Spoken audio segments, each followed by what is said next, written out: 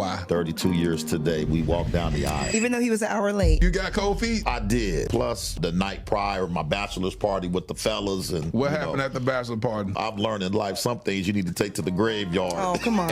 When I met him, he told me, you're my starter, but I got other ones on the bench. I want the women to know out there, I didn't know Jesus. And I was preconditioned to think this way because my mother divorced my father for infidelity. And I'd always thought if you could just forgive him, our family would stay together. A couple months after we got married, he looked at me and said, I never had fun. Literally, he backslid for 5 years. One of his girlfriends came to my job to confront me because she found out about me. And I had to be like, chick, I'm the wife. But once I knew who I was, I realized, oh, the enemy's after him. So I began to pray for him, not for my husband, but as a soul. I can remember before she had this encounter with God, I would come home 2-3 days later, my clothes would be bleached. Yeah. Now I'm coming home 2-3 days later, and she's like, what do you want for dinner? And I finally prayed the prayer, Lord, do whatever it takes to save him. I was working for the police department as a dispatcher. I got a call of an armed robbery in process. We pulled the car over, arrested them, and it was him. He was in jail for 3 days. Day 3, God said, Lord, if you get me out of this, I'll serve you. 3 seconds later, they said, Steele, roll up. So when I got out in the parking lot, I looked at my dad. I said, I'm ready to be a preacher. He said, you and Kelley clean my church every Monday and Thursday, and then I'll let you preach in the next year. I'm grateful for my dad because he gave me a mop and not a mic. We've been pastoring now for 20 years. This year, we started in the flea market with 37 people. Yes. Now we got over 10,000 members. God has been good. He's been good. Part of the problem with a lot of people, they're looking more for preference over purpose. I believe that this is my purpose because she really wasn't my preference. I wasn't. So what made you keep coming back to her? Dear future wifey. Okay, scripturally, the Bible says.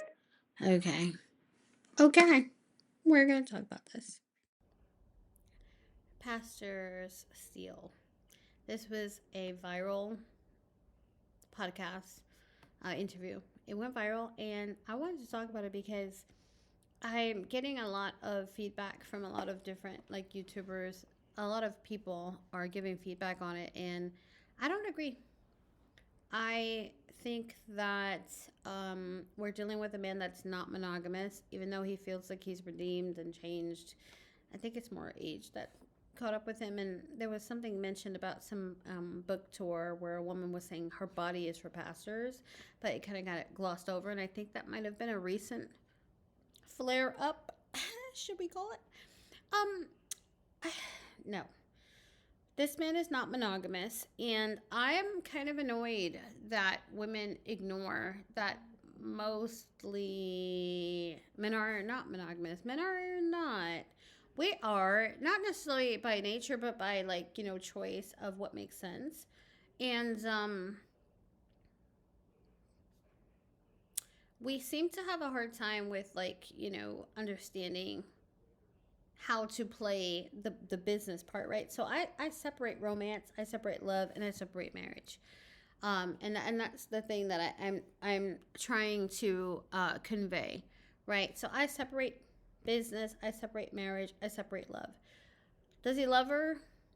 No, he didn't treat her like he loves her, and he is obsessed with telling her she's not his preference.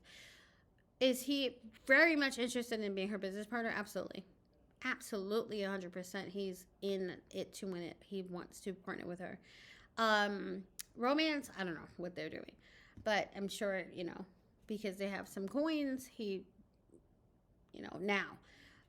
They said he was 5 years into the marriage, cutting up, and then suddenly he was redeemed and such. I don't believe it because of that last statement about my body's for pastor's lady that probably had an encounter with Pastor Steele.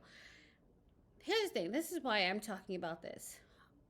I hate that people are giving her a hard time because she was willing to accept the nature of men, the nature of her man, and the nature that he is non-monogamous. She saw in him a trajectory of success and aspect, and so she latched onto it. She saw it through. They had 5 kids, and she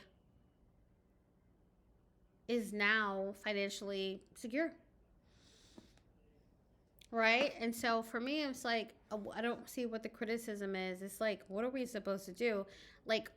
10% of the United States population of men are wealthy, if it's even 10% of men. I didn't look up a statistic. I'm just like, I think something like that. So she said, okay, I'm gonna, write it to the wolves come off. And she's wrong. No, she's not wrong. I love it. I love that she went ahead and dug in. She has a stress-free life, probably. She has what she needs financially, because this is a capitalistic society, folks. We have to go with the money aspect more than anything else. And so she played that game. She played the long game. Even with side chicks coming to her job. You guys have to watch the video to, like, understand and appreciate what was going on. But she did all of the things. And so now he's, old and tamed, kind of. I don't know what's going on. I believe this man is not faithful, but it don't matter. It just proves my point like that. She's not wrong. She did the right thing. She's sticking with this guy in the partnership aspect. Because, a lot of the times we conflate marriage, the partnership, the legal union, the paperwork with like romance and love, and that they're not all the same thing, right? And so that's one of the decisions that women have to make, is just like, okay, are you gonna like walk away from a unfaithful spouse if there's a financial benefit? As opposed to, like, Hillary Clinton, for example. I know that's an extreme example, but I'm just saying, whatever. Or we stick to it. She stuck to it, and I feel bad that people are giving her a hard time. I could make such a long video about this, but I'm not going to. I'm just going to say this. The man is not monogamous. He never has been. I don't think he ever will be. She is aware. She accepted it since 17, and now she is, 50-something, explaining her moves, but she's not saying what I'm saying. But I know money makes a big deal in a capitalistic society. We can't run away from it. It's capitalism, we have racism, we have patriarchy, misogyny. These are the things that we have to, work within and live within, right? And so she was like, okay, these side chicks are coming to my job, but I'm not, we have 5 children because they had 5 kids.